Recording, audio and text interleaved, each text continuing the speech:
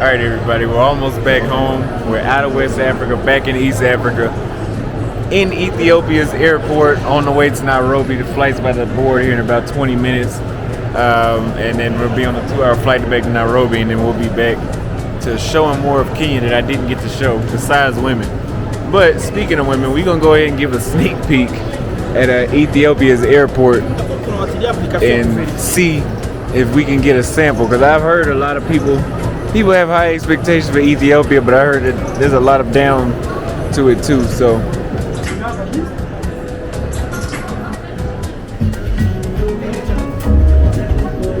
far looking around, that's enough recording. It's not nothing up in here like that. Alright, you guys, we got the coffee on deck and water, and now we're about to go get on the bus to get on the plane, and then we'll be back home. I know the Kenyan people miss me. I missed y'all too, and I love y'all too.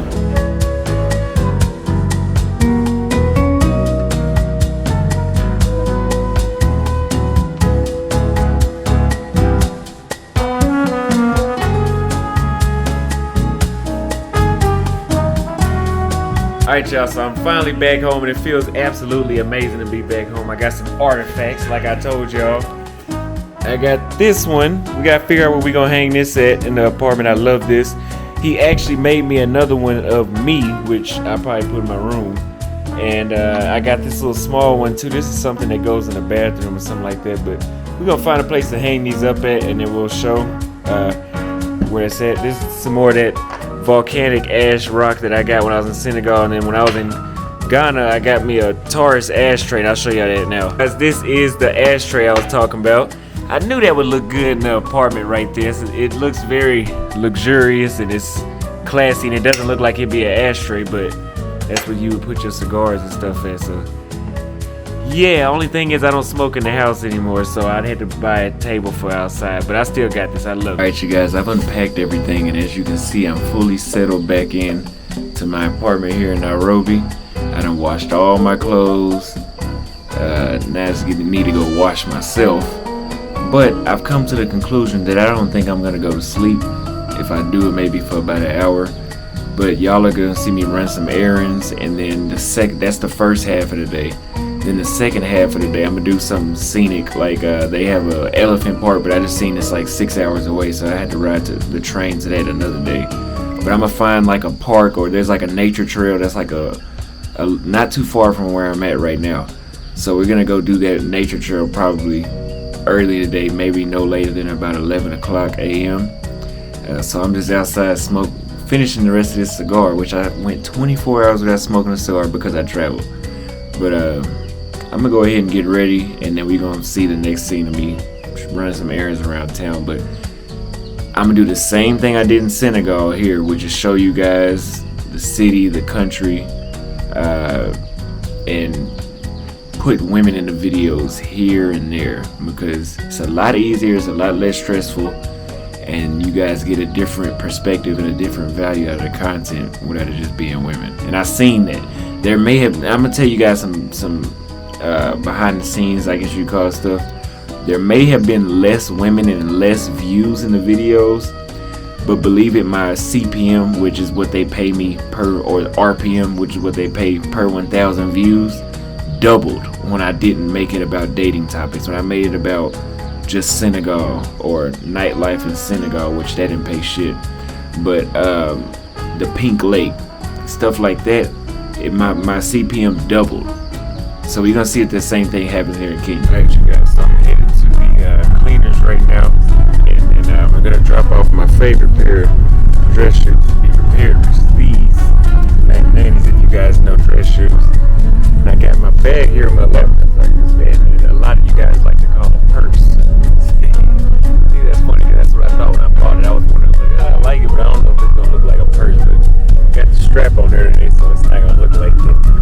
But yeah, it is very, very cold out here in Nairobi. As you can see, I have on a jacket compared to where I was just at, so it's a lot drier out here than it was in Senegal. You guys, as soon as I literally got out the shower, my tiredness kicked in. So I think I'm gonna drop these clothes off and drop these shoes off, and I'm gonna go back home and take a nap, and then we're gonna show the rest of the day.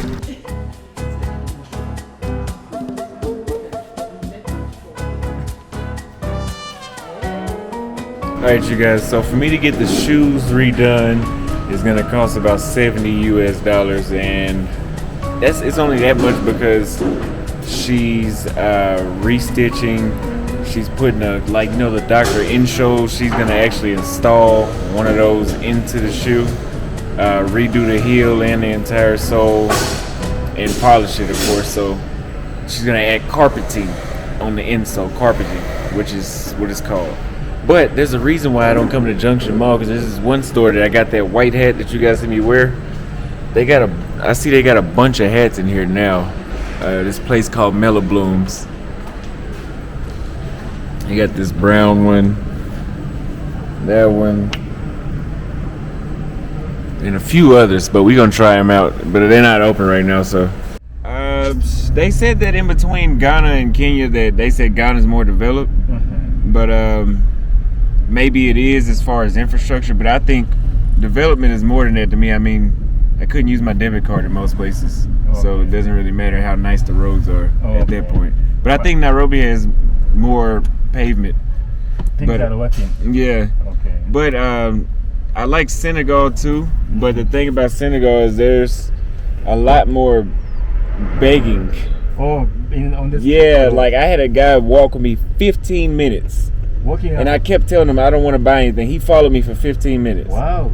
To buy something? To buy something. What was he selling? Shirts. Wow. Yeah. I've never had that happen I've only had that happen in Senegal, but Kenya, I've never even came close to something like that. Dubai? You bought? You bought, the guy leave you? Yeah, because I told him, I was like, you're wasting your time trying to get me to buy this. And he still followed me. Wow. It started at the airport. Wow. I like Senegal a lot. I like everything about it but that. But the way how the people are begging. So that's why I still say I like Kenya number one. Okay. And then Senegal, and then I say Tanzania. Other than that, though, I really it was a nice vibe in Senegal. Even though I'm still learning French, I still felt like I fit in very well over there. I really liked it a lot. Yeah. Hey, y'all, we're back at White Rose Dry Cleaner, so I'm going to drop my hat off that I messed up riding that four-wheeler and some other stuff I got. Hello. Hello. Can you clean hats too? Sorry? Can you clean hats? Well, yeah, you can clean hats. Yeah. Yeah. Yes. I'll pick them tomorrow? So I just took my nap, and I could have slept a lot longer, but I feel a lot better. We're about to go to Junction Mall, meet up with another content creator. We're gonna catch them a tattoo together to give you guys some different content. But I wanna make this announcement before we do this. I made a community post recently where I was talking about do not expect foreigners, do not complain about your nation being underdeveloped or opportunities being limited. And then whenever foreigners come here, the locals are scamming them left and right. Now, of course, this doesn't apply to every country I've been to, but this is specifically in South America, not South America, this is specifically in Southeast Asia and Africa. In these two parts of the world, I've noticed a large amount of scamming. And since I'm in Africa, I guess we can go ahead and touch on that. But it's happened to me in Thailand, Vietnam, Cambodia, especially Vietnam, and the Philippines, and Asia. Now here, it's been the worst in Tanzania and Ghana and Senegal. Out of those three, the worst I got scammed was in Senegal. And I heard Nigeria has the absolute worst, but I've never been there. But what I experienced, the reason I said that is because I'm a foreigner, number one, right? And from my understanding, I know if you're saying opportunities are limited, a lot of African countries want foreigners to come here so they can build things to provide opportunities for the locals here. as a tourist that hasn't even fully, moved here, it's not so lucrative. I mean, it is lucrative, but it's not so. It's more of a push factor whenever the taxi driver's trying to get you, the people at the restaurant trying to get you. You want to go ride on the four-wheeler to record and show off their country, and they're tripling up the price on you. Everywhere you go there, and then there's people in the comments on this community post trying to justify bad business. They're like, that's just African culture. You need to adjust to that. Really, I need to adjust to scandal people. You're trying to justify somebody tripling up the. Imagine if, I don't know, when I was in the States and when we went to not even just chain restaurants, basic restaurants, the price was the price. If it was $2 for a plate of spaghetti, it was $2 for the kid, for everybody that wanted the same plate. It shouldn't be $2 for Auston, and then when a white American man comes in, it's $9. And then when a local comes in, it's 50 cents. That's not, now I can't even recommend you. That's why when I promote people that I do business with here, like my tailor, Nelvin, you'll hear me say he's honest, meaning that the price is the same. I met him through Troy. Troy told me the same prices that Nelvin told me. Nelvin tells my people the same prices that he told me in Troy. That's how business should be done. That's how when you do stuff the right way, now I want to refer people to you. Now I want to return to you and then be loyal to you. Not when you start fucking me over, now I want to look for somewhere else and then I get frustrated and then I never want to come back to you. Just like when I was in Senegal, most taxi drivers would charge me 2,000 francs to go the same distance that I would go every day. I get in the car one day and the dude sees that I don't speak French fluently. He sees that I don't know it fluently, and then he says, "Oh, I want 5,000." And I'm like, "What the fuck for? Like, why is it that you all?" And he just did. He knew he was full of shit, so he was like, "Come on, just do it for me." Why? So no, look, it's good to have a backbone and stand up for yourself, but I don't think the average person wants to constantly stand up for themselves. Sometimes I just want to go to the grocery to go buy a cheeseburger and just buy the cheeseburger and get on about my business. I don't want to have to raise my voice and stand up for myself every time I want to do something basic. If you enjoy that lifestyle, go spend some time in prison. You'll be standing up for yourself a lot there. But we're about to go see the Matatu. Y'all keep watching. Come on. Auston, Yes, sir. how are you? Good, you? Supposed to be that A-U, A-U-S-T-O-N? not H-A-U? No.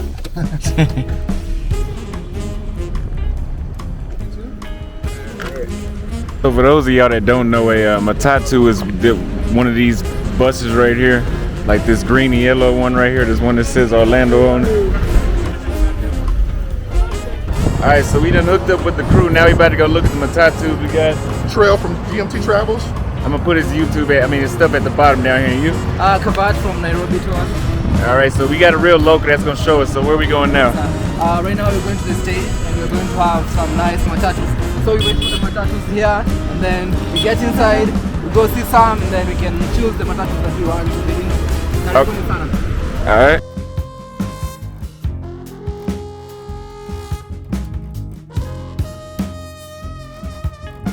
Pretty cool. I should have done that the first time I came to Nairobi. This is my fourth time being in Nairobi.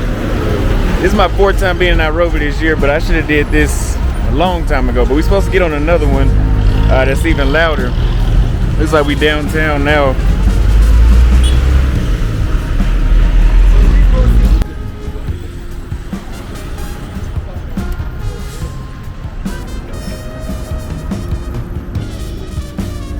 Yeah, I usually put mine on.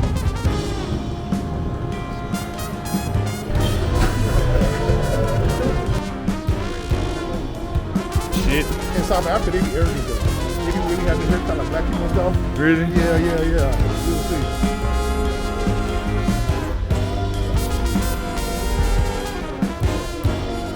He said this is the lunchbox. Everybody from the offices comes here for lunch every day. So he's taking a quick look around.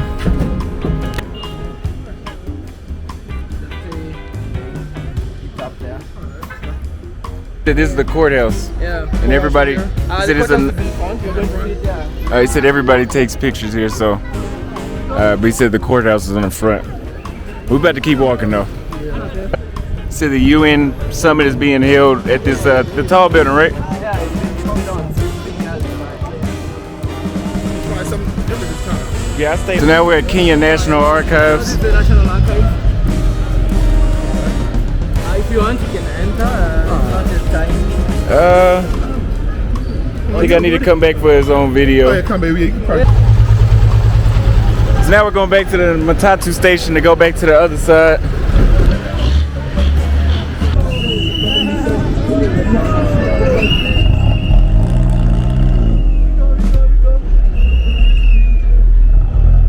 Like I said, we just finished riding in Matatu, and yeah, it was very different compared to what I thought it would have been. It was a lot more. It was a lot louder than I thought. They were a lot wilder. I didn't expect people to be hanging off the side of the bus and damn near about to run people over. It sounded like we was some refugees trying to escape Ukraine or something. We're back over here by Junction Mall, and we're about to pick up some fruit really quick. And yeah. Oh yeah.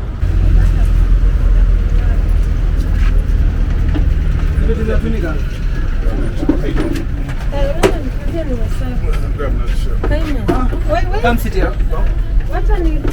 So we buying our train ticket right now because tomorrow I want to go wake up early in the morning and go see the elephants. It says it's about a 3.5 hour train ride away.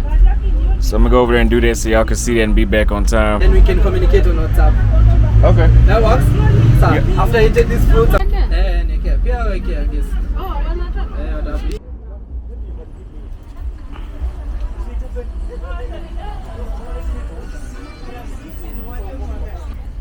Alright, so now we're at the grocery store inside of Junction Mall, and we're gonna get these right here to hang up the painting with. It says it holds up to 1 kilogram, 20 inches on each side. We probably need something heavier than that. Well, anyway, this says 8 squares hold up to 1 kilogram, so we'll just get 2 of these because I know the big one may need about 16 squares then. Also, that computer bag I just bought, I had the crossover strap and it just broke. Goes to show you. I mean, I knew this was a fake Mont Blanc, but goddamn, I didn't know it was gonna break like that. The leather is good, but that ain't made to hold no real weight. So let's go ahead and get out of here. All right, you guys, thanks for watching the video until the end. As you guys can see, I'm very, very tired.